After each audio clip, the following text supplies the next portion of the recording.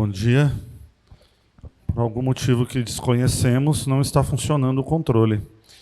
Então, caso Moisés dê algum show aqui, eu peço que algum dos irmãos venha e nos ajude para ficar passando o slide.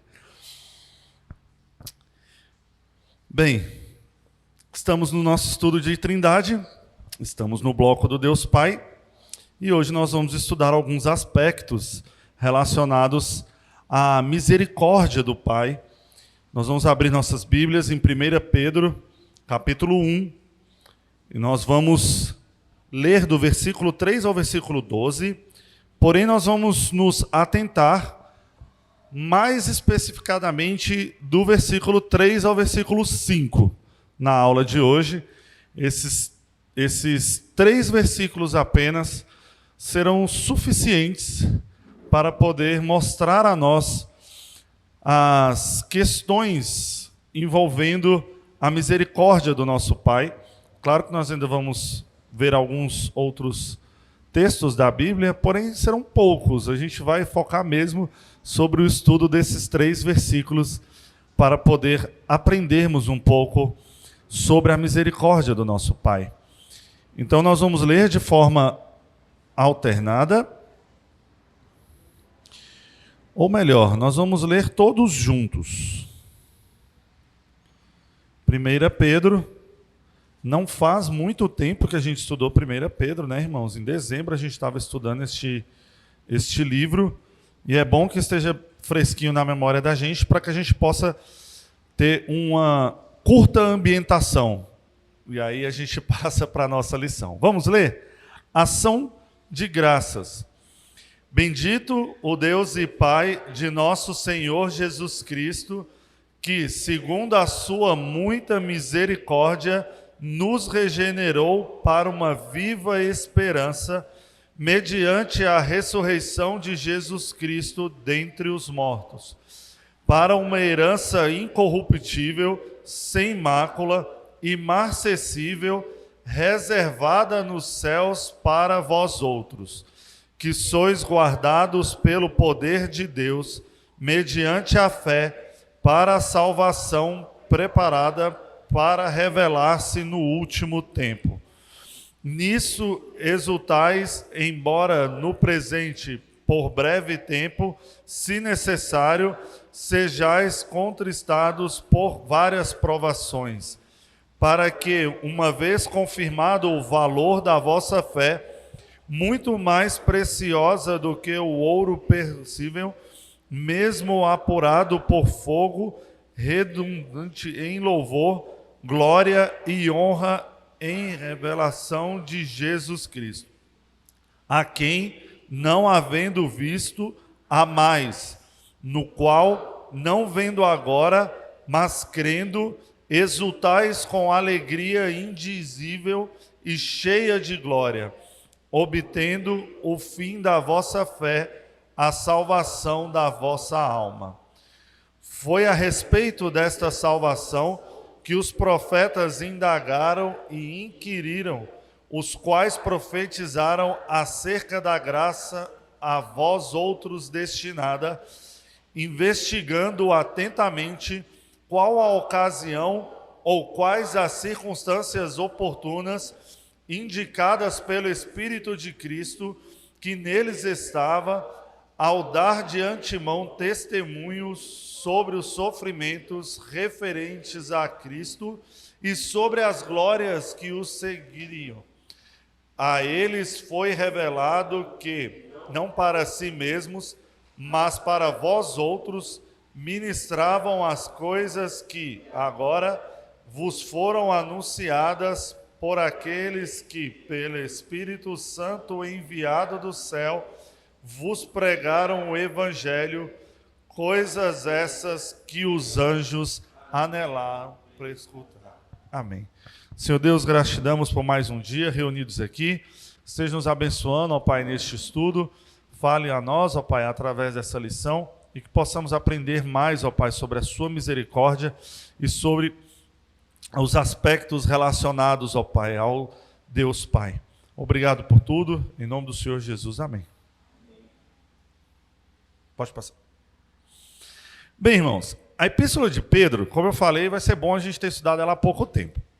Essa epístola, ela foi escrita a um povo que estava enfrentando desânimo sobre a pressão da perseguição. Por quê? Porque esse povo ele era estrangeiro. Eles estavam exilados, eles estavam vivendo em uma terra que não era deles, propriamente dita, né? Então eles eram um povo que estava ali, vivendo no meio de pessoas que tinham uma cultura totalmente diferente. E justamente por causa das suas atitudes, das atitudes daquele povo ali no meio daquela cidade, a perseguição vinha. Ela vinha porque os cristãos, eles não buscavam luxúria, eles não se embriagavam, eles não participavam de festas e cultos idólatras, e por não participar de tudo isso que era comum àquele povo, né, aquela cultura ali falava mal, tanto dos cristãos, quanto, consequentemente, de Cristo e do Deus dos cristãos. Então é nesse contexto que a gente vê esse texto. Essa epístola ela foi escrita para esse povo, para essa igreja reunida, para esse grupo que estava reunido, sendo perseguido por causa dessas circunstâncias, dessas situações. E a esses cristãos, o apóstolo ele escreve, lá no capítulo 4, versículo 16, ele fala assim: mas, se sofrer como cristão, não se envergonhe disso. Por quê? Porque ele está dando uma injeção de ânimo, né, naquele povo, falando, olha, se o sofrimento de vocês é por causa da sua obediência, né, aos princípios cristãos e às ordenanças de Deus, então não se envergonhe. É óbvio que o apóstolo ele não ia falar, irmãos, se vocês estão sofrendo por Cristo, não sintam o sofrimento. Não, não é isso. Sofrer é sofrer. Eles estavam sofrendo pelo que estava acontecendo. Porém, eles não tinham que ter vergonha do sofrimento, porque o sofrimento que estava sendo causado a eles estava sendo causado porque eles estavam fazendo as coisas da forma com a qual eles deveriam mesmo fazer. Eles estavam dando testemunho da vida cristã deles em meio a um povo idólatra, em meio a um povo que vivia debaixo de uma busca muito grande por luxúria, dentre outras coisas. Então, essa passagem de 1 Pedro, mais especificamente aqui do versículo 3 ao versículo 5, ela nos dá algumas soluções para que a gente possa enfrentar os nossos medos e as pressões que nós recebemos, né, através de uma mudança no foco de ver, conhecer e adorar a Deus Pai. Então é isso que esse pequeno trecho vai trazer. Ele vai trazer algumas soluções, e essas soluções elas são derivadas de uma mudança de foco, uma mudança do conhecimento, uma mudança daqueles cristãos na hora de adorar ao Deus Pai, na hora de conhecê-lo melhor e saber o que ele fez e está fazendo em sua grande misericórdia. Então, ao trazer aspectos do que Deus está fazendo, tanto do porquê que ele fez, quanto do porquê que ele está fazendo, e do porquê que ele faz, e o que ele faz, a mudança da visão daqueles cristãos ocorre. E a mudança, né, da nossa visão também ocorre, uma vez que a gente passa a enxergar como é grande a misericórdia de Deus por todos nós. E é isso que a gente vai ver na aula de hoje, nesses 3 pequenos versículos. Nós veremos isso em 2 partes. A primeira, nós iremos ver o que o Pai fez por nós e por quê. E aí a gente vai aprofundar um pouquinho no versículo 3 e 4. E, em segundo, na segunda parte desse estudo, nós vamos ver o que o Pai está fazendo por nós e por quê. E aí a gente vai aprofundar um pouquinho no nosso versículo 5. Então, vamos para a nossa primeira parte. O que o Pai fez por nós? Vamos ler de novo o versículo 3 e 4? Eu vou ler e os irmãos acompanhem. Bendito o Deus e Pai de nosso Senhor Jesus Cristo. Parece que a gente está lendo Efésios 1, né, gente? Mas não é, nós estamos em 1 Pedro. A gente até cantou que Efésios 1 é bem parecido. Bendito Deus e Pai de nosso Senhor Jesus Cristo, que, segundo a sua muita misericórdia, Então a gente tem que se atentar um pouquinho para essa frase, guardem ela aí em seu coração. Nos regenerou para uma viva esperança mediante a ressurreição de Jesus Cristo dentre os mortos, para uma herança incorruptível, sem mácula, imarcessível, reservada nos céus para vós outros. Nesses versículos, Pedro ele está exultante em adoração e louvor a Deus o Pai. Ele está entusiasmado, ele está cheio de entusiasmo com amor e gratidão pelo que Deus fez e tem feito por nós. Pode passar. Nós vamos perceber a exultação dessa gratidão quando a gente vê o comecinho do versículo 3. Bendito seja o Deus e Pai de nosso Senhor Jesus Cristo. Quer dizer, é um louvor à pessoa de Deus o Pai. Ele vem tratando com relação à felicidade dele de poder ter um pai que é tão bendito que entregou o seu filho para nos salvar. E é basicamente o que essa frase traz com relação a sentimentos, com relação a questões de louvor e adoração. Mas por que o coração de Pedro está cheio de adoração? Lembra da nossa ambientação? Aquele povo estava sendo perseguido, né? Poderiam estar tristes, né? Se sentindo, ô Senhor, o Senhor é o nosso Senhor Todo-Poderoso, Criador do céu e da terra, por que permites com que a gente passe por essas perseguições? Então, o porquê? Por que o coração de Pedro está cheio de adoração? A resposta é simples, é que Deus, o Pai, ele, em sua misericórdia abundante, ele deu uma vida e um novo status em Cristo, a ele e aos crentes, e a quem esta carta foi endereçada, a quem essa mensagem foi endereçada. Então, o que o Pedro está trazendo aqui para a gente? Que a misericórdia abundante de Deus, o Pai, ela traz para os cristãos um novo status de vida, e isso tudo acontece em Cristo, por causa de Cristo, pela obra feita e completa em Cristo Jesus. E Deus, o Pai, ele tem agido segundo a sua grande misericórdia. E como que ele age? Qual é a forma pela qual ele resolve agir? O próprio texto traz para a gente. Ele nos regenera. Então, ele nos regenerou. E essa é a forma com a qual o Senhor agiu com grande misericórdia na vida de todos nós. Pode passar. João Calvino, ele comenta que todos nós somos filhos da ira, porém, em grande misericórdia, o Pai nos renasce através da sua palavra e Espírito, em e através de seu Filho unigênito, para que nos tornemos filhos dele. Os termos gerou de novo e nascido, eles implicam em uma situação, eles implicam que nós temos uma filiação. Por que esses termos são amplamente, digamos, divulgados nas Escrituras, principalmente quando a gente pega o Novo Testamento? Por que aparece tanto palavras como essas, como gerou de novo, nascido, nascer de novo? Porque todas essas palavras implicam em filiação. Esse é o mistério transformador e abençoador que a palavra de Deus declara, e neste texto está declarando de forma bem mais clara e bem mais específica.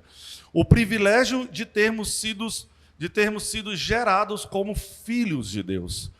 E como filhos de Deus, nós fomos salvos e libertos pela obra que foi revelada em Cristo Jesus. E como filhos de Deus, e com todo esse privilégio de ter sido gerado como filho de Deus, nós fomos gerados quando nós ainda éramos criaturas rebeldes. Nós fomos salvos. Existe um plano. Esse plano a gente já estudou várias vezes, né, irmãos? Nós vamos continuar estudando ele várias vezes, tá bom? Porque, como a gente já estudou aqui, estudar a palavra de Deus sem falar do plano da salvação, não tem como, né, irmãos?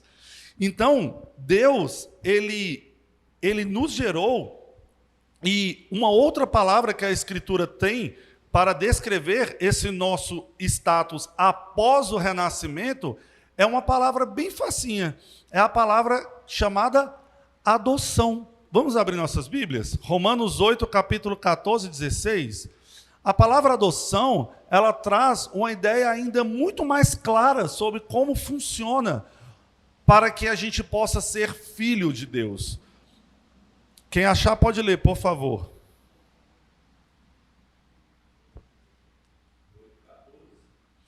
8, 14 a 16.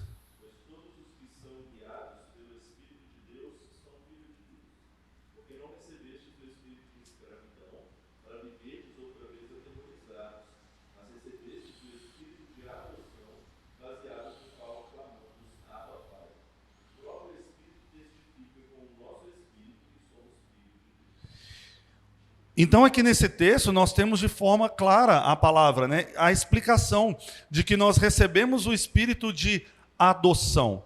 Por quê? Porque nós estávamos mortos em nossos delitos e pecados. Nós éramos criaturas rebeldes, mas nós fomos adotados. E como que uma adoção funciona, gente? Para ficar bem claro ainda como é que funcionam as coisas. O adotado, ele pode fazer alguma coisa. A criança está no orfanato. Ela faz alguma coisa para ser adotada? Não. Vem uma pessoa, né? Aqui no Brasil é até complicado demais. Eu andei estudando um tempo com a Aline sobre isso. É muito complicado aqui no Brasil. Devia ser menos complicado um pouco.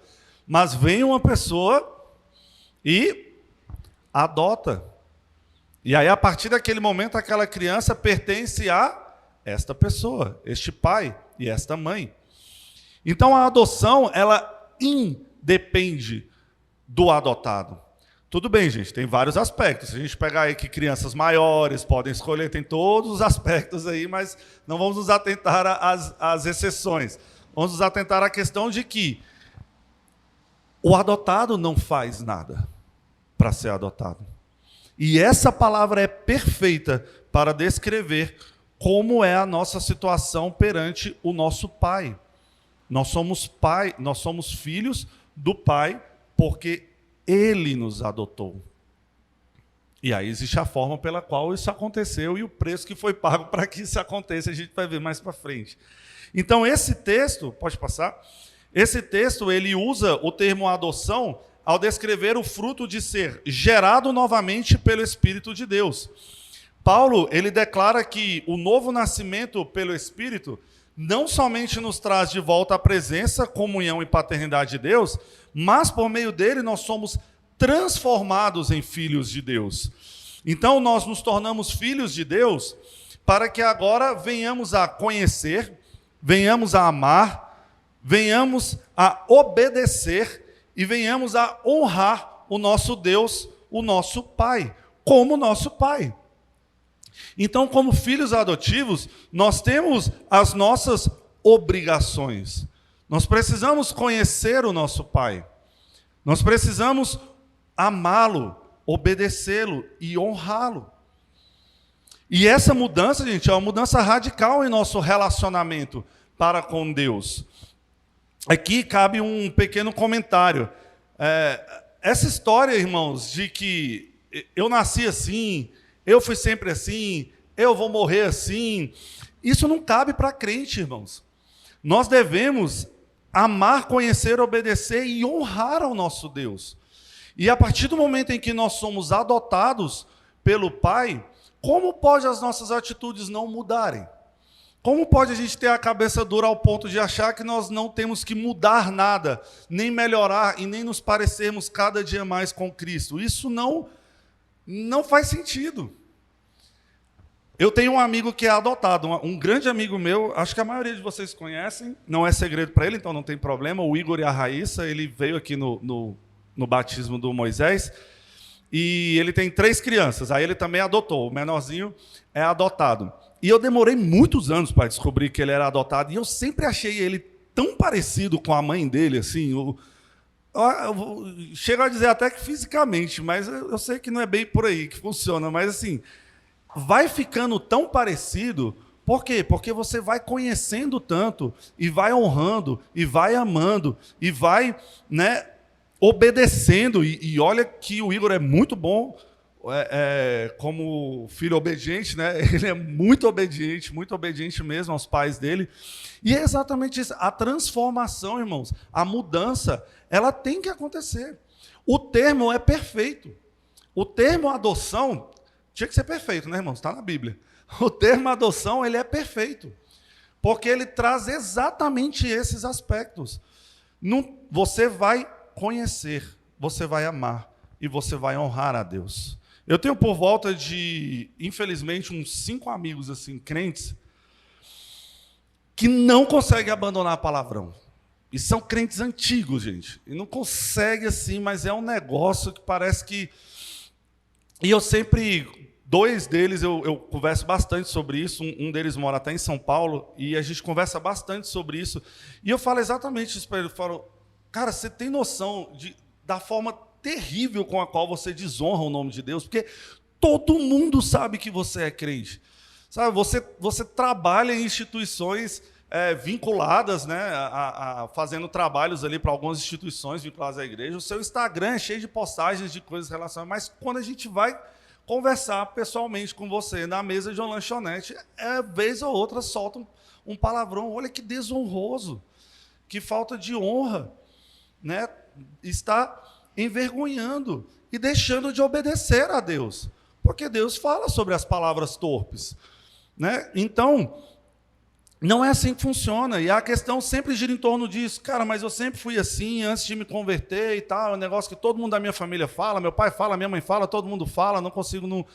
E aí você fica naquela assim, tudo bem, mas você é filho de Deus, você foi escolhido, você foi adotado, você tem que se parecer cada dia mais com Cristo, e você tem que honrar a esse Deus, a esse Pai que te adotou. Então, irmãos, porque nós, todos os crentes, estávamos condenados como pecadores mortos, criminosos, nós estávamos encarando a justiça santa de Deus. Agora, não, agora nós estamos nascidos de novo. Agora nós somos filhos de Deus, o Pai. Pode passar? E nós temos sido trazidos pelo Deus Trino por meio da expiação de quem? De Jesus. E agora a gente vai falar um pouquinho sobre a questão do preço. Para participar desse relacionamento de Jesus com o Pai para sempre, nós fomos trazidos a este relacionamento através da expiação de Jesus. Então, o Pai, ele é seu Pai. Jesus já fez a obra e já pagou o preço para que você seja filho. Então você agora já é filho. Você é do Pai. E esse Pai, ele é perfeitamente gentil. E ele é piedoso. E ele mesmo conhece as suas fraquezas. Ele conhece as nossas fraquezas. O seu Filho unigênito, Jesus Cristo, ele é o seu irmão mais velho. Já para pensar por esse prisma, por esse aspecto? Jesus, ele é o nosso irmão. Nosso irmão mais velho. Entre aspas, né? É uma forma de dizer. Tudo isso acontece por quê? Por causa da obra que o próprio Jesus Cristo fez. A mediação perfeita. O perfeito sacrifício do eterno e sumo sacerdote. Portanto, nós somos convidados a nos juntarmos a Pedro e a nos regozijarmos e adorarmos a Deus, porque nós somos filhos de Deus, somos filhos do Pai da graça. Essa conexão feita por e em Jesus, ela está muito explícita e muito explicadinha aqui no versículo 3, quando ele traz para a gente que nós fomos regenerados em Cristo Jesus. E é essa conexão que significa que, ao regenerar a nossa vida, Jesus ele nos conecta a Deus Pai. E essa conexão, ela não pode ser quebrada, porque ela é uma conexão perfeita. Em outras palavras, salvação não se perde. Então, as teologias que por aí caminham neste mundo, dizendo que você tem que tomar cuidado a cada segundo, porque dependendo do que você fizer, você vai perder a salvação. Isso não existe. Porque senão essa conexão feita por Jesus seria uma conexão imperfeita. Você imagina Jesus fazendo uma conexão imperfeita? Isso não existe. A partir do momento em que Jesus nos salva, essa conexão ela é perfeita e ela não mais será desfeita.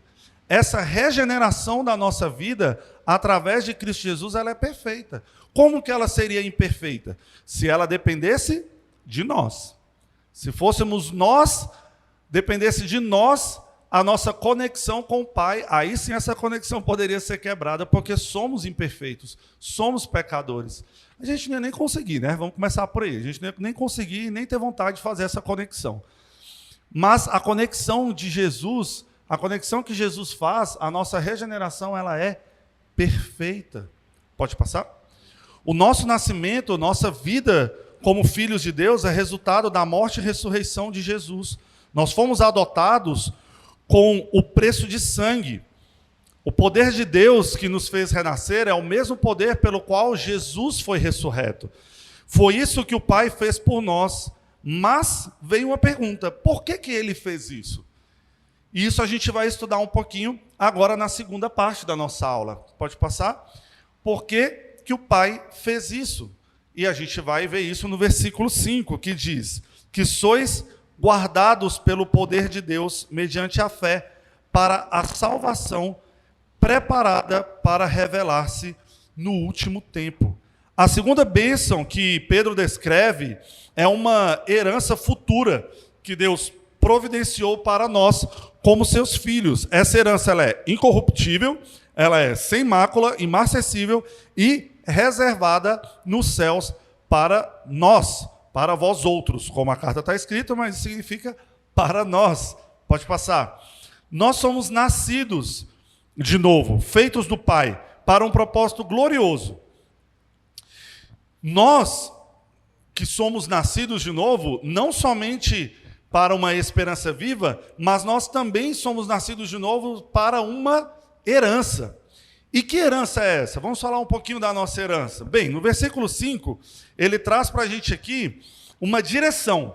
Ele traz para a gente que a nossa herança, como filhos de Deus, ela é relacionada à salvação já prestes para se revelar no último tempo. O que isso quer dizer? O livro de Apocalipse, ele descreve, aí fica bom também porque tem pouco tempo que a gente estudou o livro de Apocalipse. O livro de Apocalipse, ele descreve a herança dos filhos do Pai. Ele diz que nossa é a nova Jerusalém e o novo céu e a nova terra. Mas, acima de tudo, central a tudo, a nossa herança é o Senhor. Lembra nos estudos de Apocalipse que o presbítero Rafa falou sobre a questão de que nós não viveremos com o Senhor. Nós viveremos, vocês prestaram atenção na aula, bonitinho, no Senhor. Nós estaremos vivendo no Senhor. E o Senhor é a nossa herança. O ponto crucial, a essência da nossa herança é Deus em Cristo Jesus. Esse é o ponto principal quando se trata da questão da herança.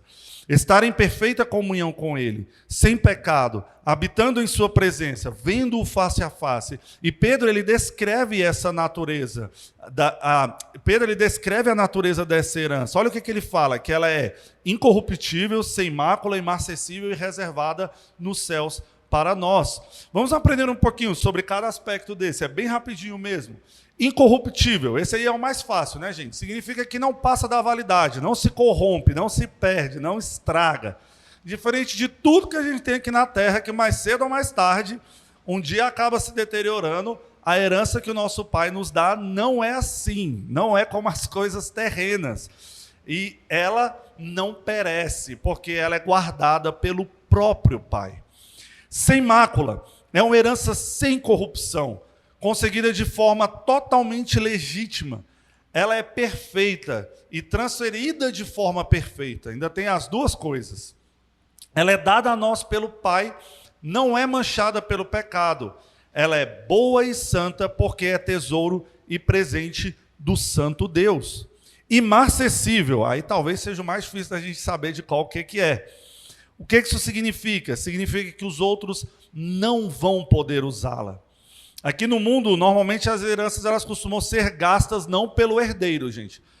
O herdeiro ele gasta parte, mas você tem taxa, tem tributo, muitas vezes tem que pagar o advogado para fazer o inventário, e a herança em sua totalidade não é utilizada em sua totalidade pelo herdeiro. Ela acaba sendo meio que repartida, outras pessoas acabam usando, digamos assim, da nossa herança. Porém, essa herança que ele está falando aqui, ela é imarcessível.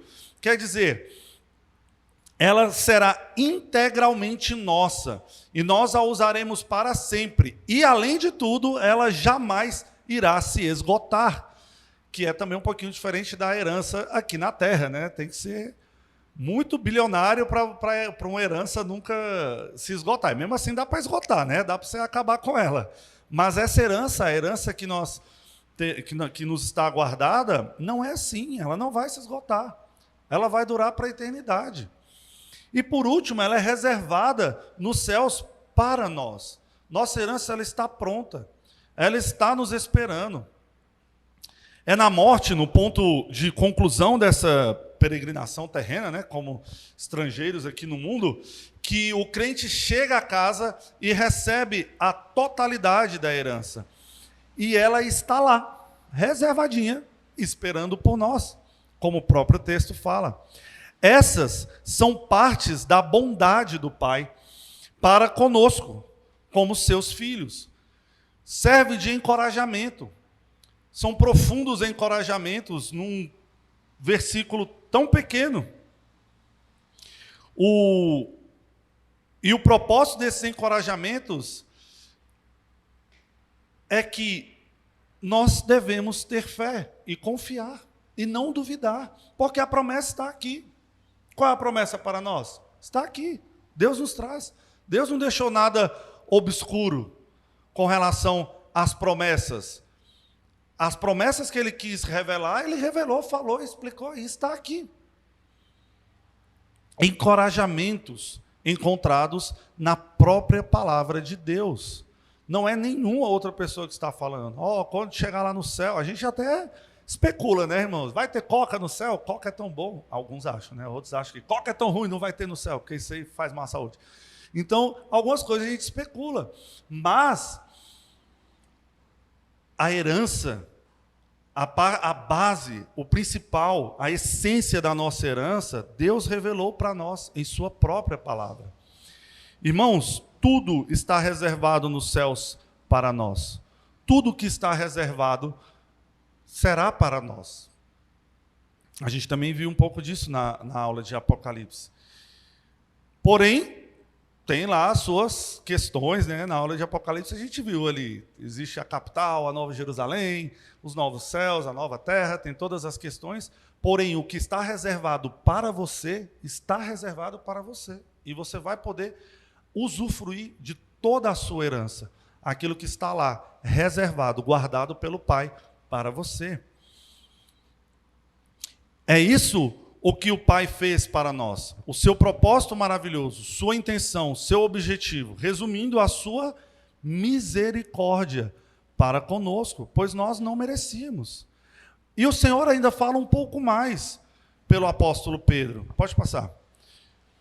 Ele ouça o que o Pai está fazendo por você. No versículo 5 também traz a questão do que o nosso Deus está fazendo por nós, enquanto aqui estamos. Pedro ele já nos mostrou que Deus, o Pai, foi quem promoveu o nosso novo nascimento em Jesus Cristo. Pode passar. Não somos salvos por causa de nossas próprias ações, mas somente mediante a graça de Deus. E aqui vemos o trabalho de Deus em preservar e proteger seus filhos, preservar e proteger a nós. Ele nos sustentará, preservando-nos na fé em Cristo durante a vida e morte, até que entremos na glória celestial. Então, o que o Pai está fazendo por nós? Ele está preservando a nossa fé em Cristo. Ele está mantendo os nossos pés no caminho. Porque se fosse por conta da gente, nós já teríamos desviado. Olhar para o lado e ficar com medo das ondas. Aí, mas nossa, Pedro estava ali olhando para Jesus. Não, gente, não condena Pedro, não. Todos nós faríamos igualzinho se dependesse só de nós. E é isso que Deus está fazendo por nós. Ele está nos preservando na fé em Cristo Jesus. Pode passar. E por que o Pai está fazendo isso por você? Através do seu poder, Deus está preservando o universo para aquele dia final. Assim como Ele está nos preservando e nos protegendo. Nós, o seu povo, para aquele dia final, quando a plenitude da salvação será revelada. E o versículo 5 diz assim, que sois guardados pelo poder de Deus, mediante a fé, para a salvação preparada para revelar-se no último tempo. Deus está nos guardando pelo seu poder. Tem até um hino que fala assim, né? Pelo seu poder e no seu amor. É no poder e no amor de Deus. Se não fosse o poder de Deus, nós não estaríamos preservados e protegidos. Pode passar. O nosso Pai Celestial, Ele está fazendo isso para a realização completa da nossa salvação. A nossa restauração, glorificação, segurança eterna, a nova terra e novos céus, onde viveremos e nos deleitaremos para sempre na presença do Senhor, em comunhão doce com o Pai, e o Filho e o Espírito Santo, tudo isso está acontecendo pelo nosso Pai Celestial. É Ele que está fazendo e realizando de forma completa a nossa salvação. Irmãos, vocês estão se regozijando e descansando no trabalho salvador de Deus em Jesus Cristo? De verdade? A gente tem se alegrado, se regozijado nessa salvação? A gente tem descansado no fato de que é Deus quem nos protege, ou nós estamos agitados demais com este mundo e com as preocupações deste mundo? É estranho, né, a gente pensar que a nossa resposta pronta para qualquer tipo de pergunta com relação a em quem você confia? Em Deus. É pronta a resposta. Mas como está a nossa atitude, o nosso dia a dia? Nós temos confiado em Deus? Nós temos realmente nos regozijado em Deus e com Deus e adorado ao nosso Deus no nosso dia a dia? Nós temos amado o Pai Celestial? Nós estamos cheios de gratidão ao considerarmos a nossa vida e a vida nova que nós teremos com o Filho e o Pai na eternidade. Nós temos estado cheios de gratidão pela nossa herança segura e certa como filhos do Pai. E nós temos nos enchido de alegria quando a gente pensa na nossa proteção, nessa proteção poderosa que Deus o Pai nos dá por sermos seus filhos. Nós temos vivido uma vida assim? Temos sido gratos a Deus de verdade? Eu costumo falar lá no meu trabalho, o povo até brinca comigo com relação a isso, que o povo fica muito chato quando qualquer coisinha acontece, assim, muito chateado. O chefe, né, eu trabalho para o executivo, então o meu chefe meio que é o presidente assim, da República. Então, o presidente não vai dar o feriado da segunda-feira de carnaval. Meu amigo, isso é motivo para o povo assim, ó. Pronto, acabou o mundo. Né? Oh, meu Deus do céu, mas não é possível um negócio desse, porque a minha vida já é muito difícil, a gente já trabalha tanto, é tanta luta, é tanta labuta, é não sei o quê, e aí você vê ali crentes nessa mesma levada de ingratidão, de insatisfação com coisas tão pequenas, que a gente não para nem para olhar que, gente, a gente ainda tem final de semana, a gente ainda vive num país em que a gente pode trabalhar, que a gente pode falar da nossa fé. A gente nem vive num país em condições de escravidão, pelo menos não oficialmente, porque tem países que ainda é meio que normal você ter trabalhos escravos e tudo mais. E rapidamente a nossa gratidão ela vai para o ralo, por conta de coisas tão bestas, tão simples do dia a dia. E isso mostra o quanto que a gente está preso a essas coisas aqui da terra. Que a gente não está pensando nem um pouco na questão da herança que nós temos já guardada para nós na eternidade, onde a gente acha que vai viver o paraíso aqui na terra. E aí é que a gente se chateia mais ainda. Ai, meu Deus do céu, não é possível que eu vou morrer sem conseguir, né, trabalhar no local onde eu não tenho que trabalhar no domingo. Ah, minha vida é ruim demais. É tudo muito difícil. Falta de gratidão, falta de considerarmos que somos filhos do Pai, que a nossa verdadeira herança está guardada. Nosso coração clama: Pai nosso que estás no céu, santificado seja o teu nome, venha a nós o teu reino, seja feita a tua vontade. Assim na terra como nos céus. Nós temos clamado pela volta do nosso Senhor, ou a gente tem ficado com medo? Muito medo. Não, Deus não pode voltar agora não, nem tive meu filho ainda. Não, Deus não pode voltar agora não, nem casei. Eu escutei isso de um amigo meu num acampamento há muitos anos atrás. Ele falando: não, quero casar antes de Deus voltar. Meu Deus, que pequenez. Mas por vezes a gente fica nesse medo, nessa dificuldade. Gente, mas se Jesus voltar agora, eu nem conheci a Nova Zelândia. Vai ter eternidade para conhecer a Nova Zelândia. E o melhor, que você ainda vai chegar lá e não vai ter pecado. E vai estar tudo perfeito. Nós deveríamos viver como o apóstolo Pedro. Nós devemos romper em adoração e reverência a Deus o Pai, cheios de amor, cheios de entusiasmo, cheios de gratidão. Deixe a adoração ao seu nome fluir de seu coração e que os nossos lábios possam dizer: santificado seja o Deus e Pai de nosso Senhor Jesus Cristo. E que nosso coração anseie por estar na presença do nosso Senhor para sempre, onde estaremos finalmente livres do pecado, para em corpo glorificado adorarmos a Deus para sempre e para sempre. E o que isso tem a ver com a misericórdia? A misericórdia é que nós já vivemos parte aqui na terra. Vocês já ouviram algumas vezes, talvez alguns não, mas é o já e o ainda não. Por causa da misericórdia de Deus, nós já vivemos de forma infinitamente melhor do que nós viveríamos se não fosse a misericórdia de Deus em nos livrarmos do pecado, nos livrarmos da condenação. Já estamos 100% livres do pecado? Não, não estamos. Mas nós já estamos 100% livres das correntes da condenação? A salvação em Cristo Jesus nos fala que sim. Aqueles que são salvos e escolhidos, Cristo já fez a obra na cruz. Existe um grupo na Irlanda do Norte, certeza? Na Irlanda do Norte, chamado Hand Collective. É uma banda evangélica cristã. Eu gosto demais deles. Eu acho que nos últimos 3 anos deve ter sido a banda que eu mais escutei, assim. Eles têm músicas muito boas, assim, músicas bem interessantes. Porém, uma das canções que eles cantam, eu acho que a gente até toca umas 2 traduções de música deles aqui. Não toca, pastor? Porque aquela Minha Alma Canta ao Senhor é deles. E eu acho que a gente tem até mais uma música que a gente canta aqui, que é a tradução desse grupo. Esse grupo, eles têm uma obra-prima. Assim, eu considero essa música uma obra-prima.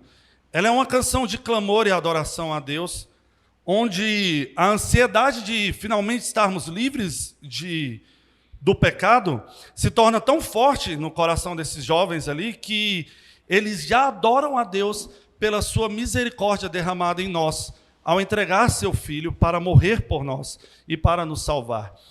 Diante disso, a música ela nos apresenta uma incontestável realidade que nós podemos esperar o glorioso dia em que viveremos finalmente livres do pecado de forma maravilhosa, porque através da misericórdia do nosso Senhor Jesus, através da sua maravilhosa obra na cruz, nós fomos finalmente livres.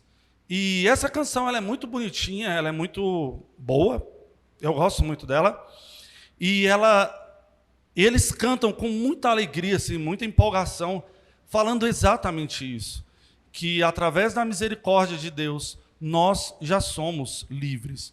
Nós finalmente fomos livres. Eu gostaria que a gente escutasse essa música. Eu coloquei isso no final porque eu achei que poderia não dar tempo, mas eu acho que dá tempo. Então eu gostaria que a gente escutasse essa canção para que os irmãos entendessem o quão é importante que a gente leve a sério a questão dos nossos lábios proclamarem e clamarem, né, e adorarem a Deus pelas misericórdias que o próprio Deus já fez e tem feito e tem agido em nossas vidas. Eu coloquei, ela é em inglês, gente. Aí o que eu fiz? Eu coloquei a letra com a tradução embaixo. Eu acho que é uma tradução um pouco literal até demais. E não dava para eu poder tentar fazer uma tradução mais poética, porque eu não sei direito nem o português, que dirá o inglês, então me dificulta. Mas eu acho que dá para a gente entender a mensagem. E eu vou tocar a música enquanto a gente vai lendo, e eu vou passando, e aí os irmãos se atentem um pouquinho à letra desta canção.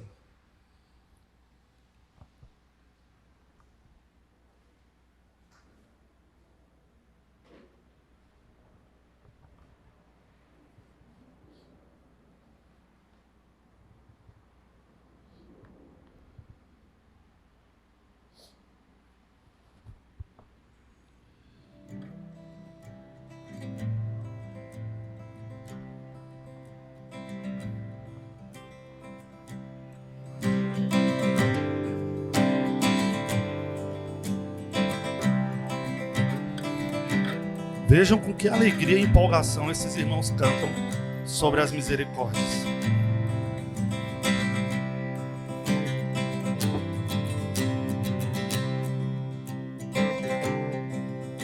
Your mercy rains from heaven like confetti at a wedding, and I am celebrating in the downpour. Your heart is wild with color, like a never-ending summer. You burn away the winter of my cold and weary heart. My soul cries out, holy, holy. My heart is lost in your beauty. Oh, hope is found in your mercy. You paid the price. Now I am finally free.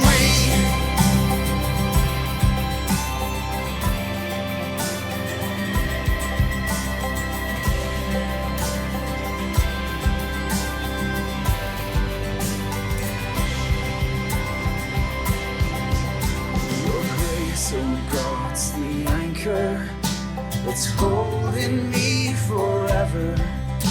Come trouble or high water, I am steadfast.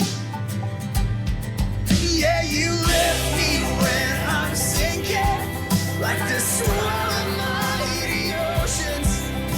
The power of redemption, yeah, it gives me wings to soar.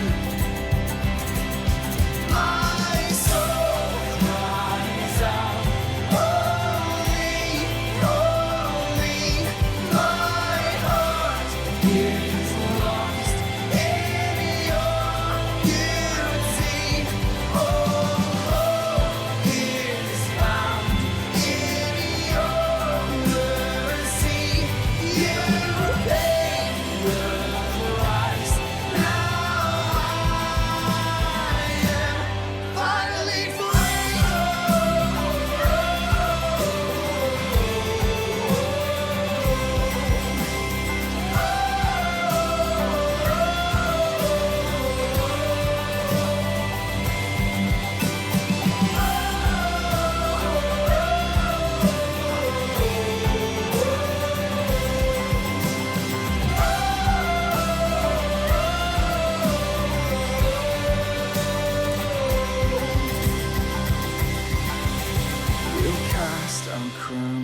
before him like the rusting leaves of autumn. Now every chain lies broken, and finally we're free. Yeah. Oh, every chain is broken. My soul cries out, holy, holy. My heart is lost in your beauty. Oh, is found in your mercy. You paid the price. Now I am finally free.